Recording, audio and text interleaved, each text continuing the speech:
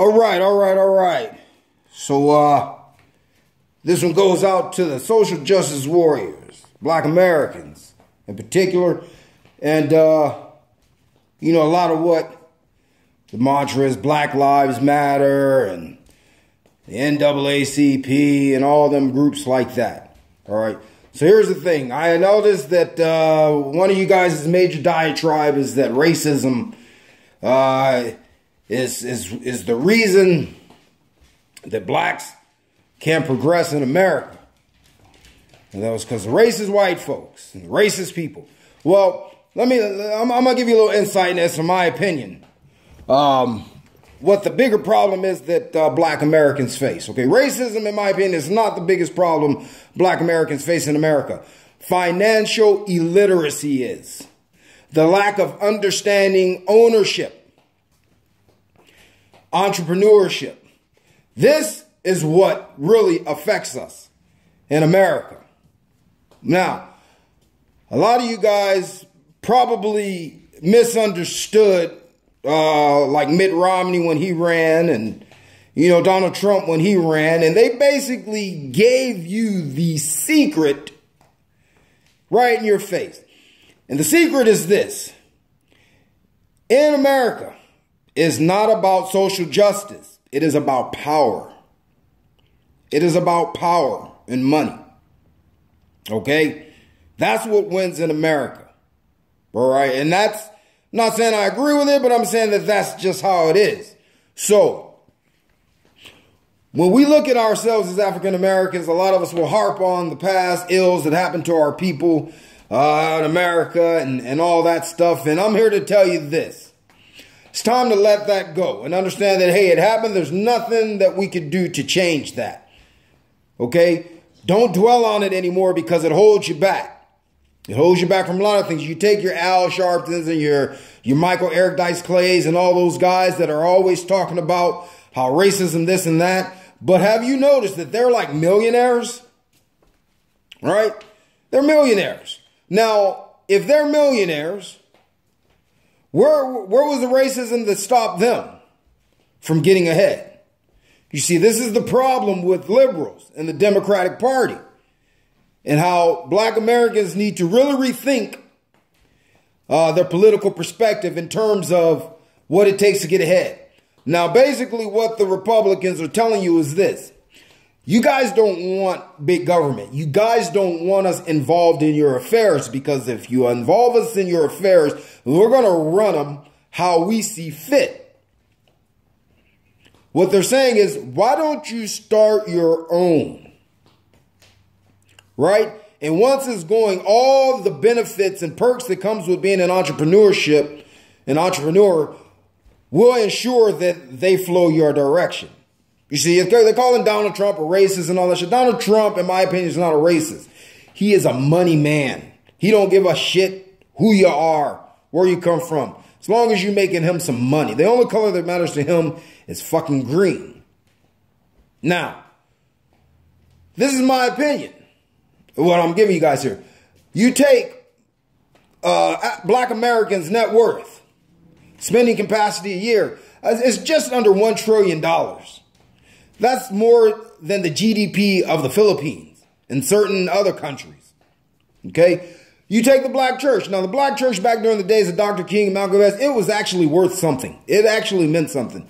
But today, now, it is basically a charade and flip-flop, happy-dappy-go-lucky type of fucking carnival that you get a religious pimp stuff in his pocket. The black church annually, I believe, reaches about $3 billion. So then you have to ask yourself, where are our banks, our schools, and our hospitals? If it's the white racist bank that is preventing you from getting a loan, well, with $3 billion a year that we spend in tithe money, we should have a bank, and you could go to a black bank. Now, keep in mind, the same rules are going to apply if you fuck off your loans and shit like that. Your credit and all that shit's going to be fucked. You're going to be blackballed. So that doesn't necessarily mean that you're going to be getting a pass just because you're black. No, your shit got to be in order, too, if this was to happen. Where are our schools?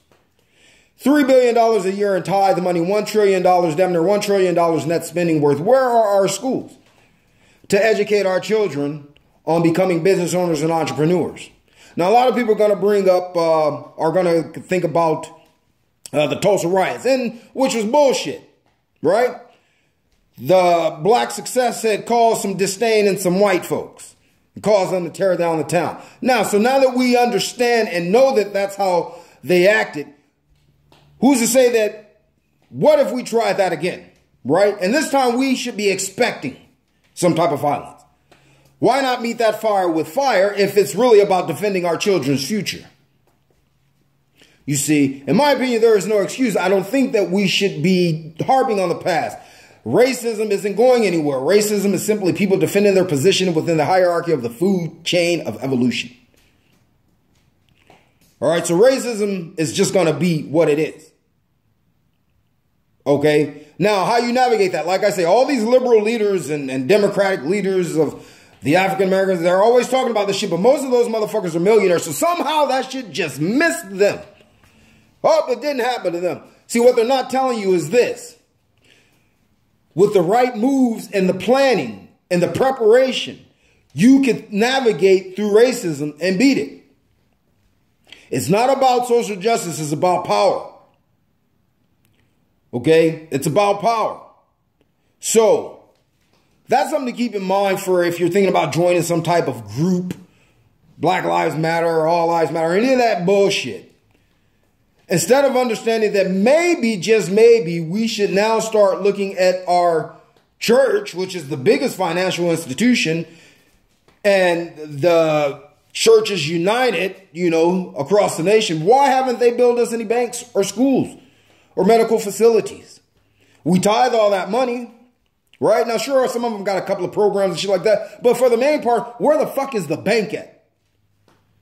See, the same people that are crying racism are turning around, throwing that fucking money in the banks of these so-called racists, being turned down for loans and shit like that.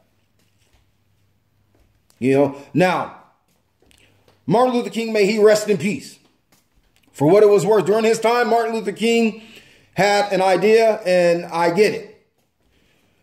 Whereas Malcolm X, truly a conservative, was the type do-for-self guy. And this is the message that needs to be adhered to. Okay? By today's standard, Malcolm X was a conservative and pretty much a Republican. But I'm not saying join any political party. I'm just saying based off of what he was saying, it falls right in line with that. These guys are about power, not social justice. You got the power to buy when you get the money, you get the power to buy the politicians, like everybody else that understands this concept is. When you get the money, you got the power to change the court and buy the lawyers and the judges in your way. This is America, man, and this shit is corrupt. And if you guys haven't figured that shit out by now, then you're sleeping. So, once again, racism is not the biggest problem that we face. Financial illiteracy is. Now, we could change the tide of our situation if we really want to.